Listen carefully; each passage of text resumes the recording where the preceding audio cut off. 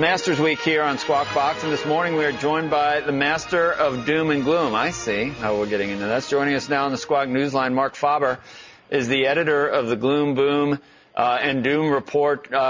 Marc, it's good to hear from you. Hopefully you can extend some of the comments you've been quoted on in recent weeks that eventually a lot of us are going to be facing the same situation that Cyprus faced. What do you mean, that there's depositors around the world that are going to get a haircut because there's just not enough money to pay everything off? Well, I think in general what has changed is that the mentality before the crisis in 2007 and after the crisis was, let the taxpayer bail out the system, and now the asset holders will have to contribute.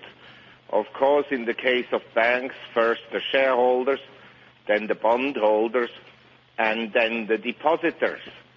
And what we've seen in the case of Cyprus, there is a strong redistribution impact in the sense that large depositors are penalized much more than small depositors. You have made the point that when central banks sort of do a bailout or a bail-in, whatever you want to call it, that wealthy people are really the beneficiaries because they're the asset owners, and that has caused income disparity to get too wide basically around the world, and that sooner or later that's going to have to reverse itself. Is that still what you believe? And how much do you think that the asset owners, what kind of eventual haircut will they all take? Will it be 30, 40% globally? Well, I think I've been thinking about this extensively. I think if you have all your money in the bank, eventually you may lose like 40, 50% or 60%, depending on the quality of the bank and how you hold your deposit. You understand? If you hold, say, a deposit in Singapore dollars, I think that Singapore dollar deposit is relatively safe. But if you hold a US dollar deposit in a Singapore bank, they place it in the interbank market, and that deposit may not be safe. So it will also become an issue, how do you hold cash with the banks? Now you may argue, okay, I don't want to have any money with the banks at all, I keep it all in treasuries. Well, one day the Treasury Department may decide to impose withholding taxes on interest payments to foreigners. Or one day they may print that much money that the treasury market collapses. Or there could be a default. Nobody knows precisely how the game will be played out.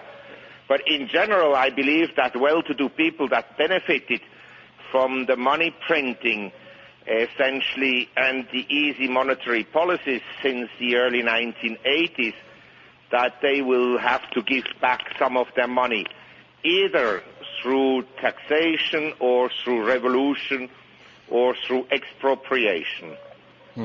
Well, this doesn't sound like, in your view, that we're on the cusp of a secular bull market in equities, or if we are, that there's a day of reckoning. How far off, Marc? Well, basically, we can't be at the beginning of a bull market because the bull market, as of today, is more than 4 years old.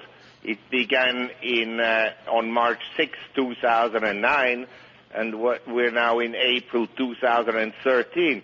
Also, the economic recovery in the U.S. began in June 2009, and we're now 2013, so we're 4 years old into an economic expansion.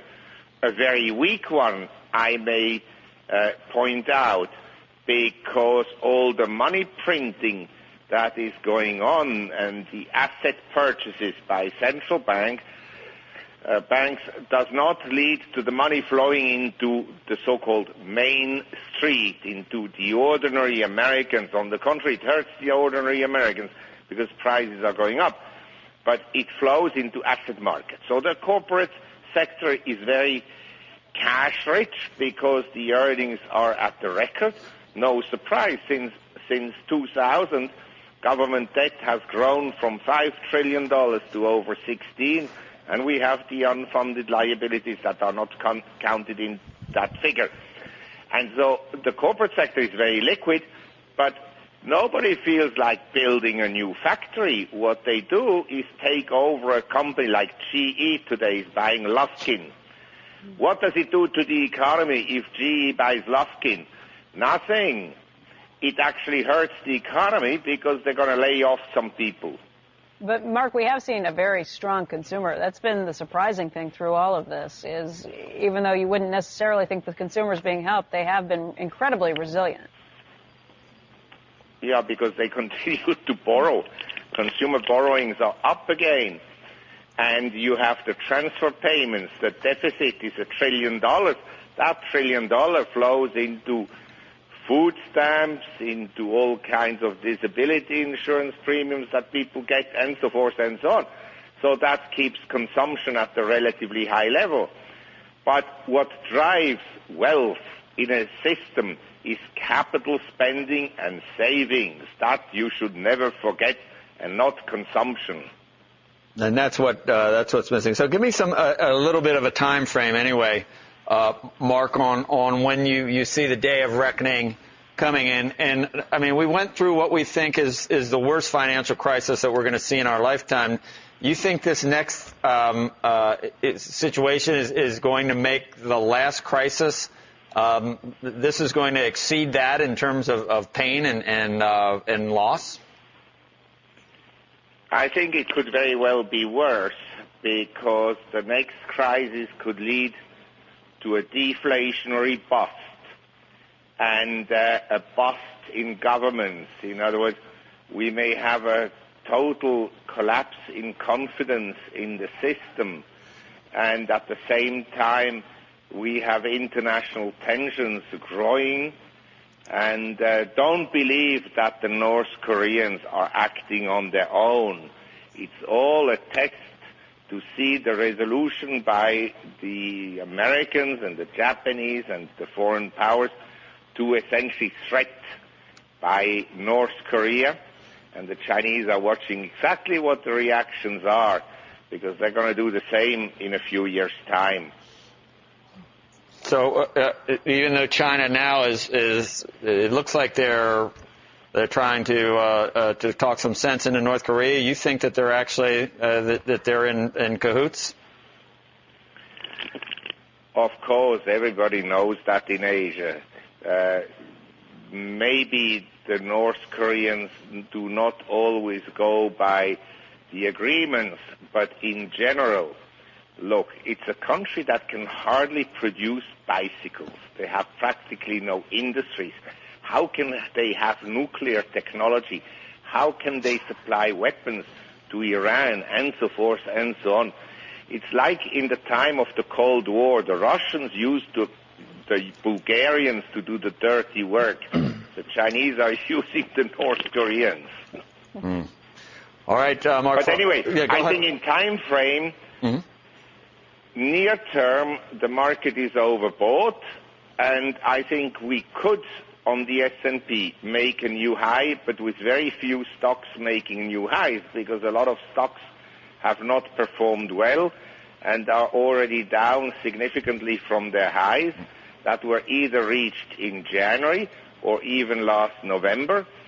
And we have every day some important stocks that are breaking down, like recently Oracle or Federal Express and so forth.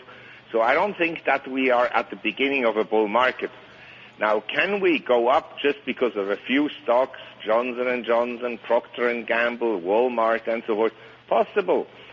But I think if we continue to move up, the possibility or the probability of a crash becomes higher sometimes in the second half of this year. So I don't think it's a very good time to buy stocks.